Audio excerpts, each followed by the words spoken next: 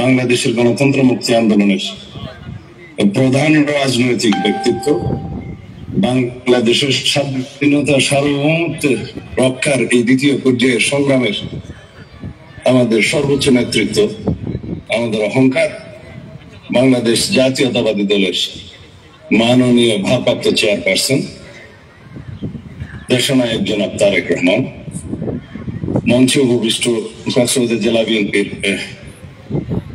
সাধারণ সম্পাদক শামীমারা স্বপ্না, স্নেহের লুৎফুর রহমান কাজল, সাংগঠনিক সম্পাদক কেন্দ্রীয় জনাব শামীম, কেন্দ্রীয় সদস্য জনাব আলমগীর মোহাম্মদ মাহমুদুল্লাহ ফরিদ সহ জেলার, উপজেলার, পৌরসভার বিএনপির এবং অঙ্গ সংগঠনের সর্বস্তরের সকল প্রিয় নেতৃবৃন্দ, আসসালামু আলাইকুম ওয়া রাহমাতুল্লাহি ওয়া বারাকাতুহু। আপনাদের সবাইকে আমি রমজানের ইফতার মাহফিলের মতো একটি অনুষ্ঠান আয়োজনের স্বাধীনতা বাংলাদেশে নেই।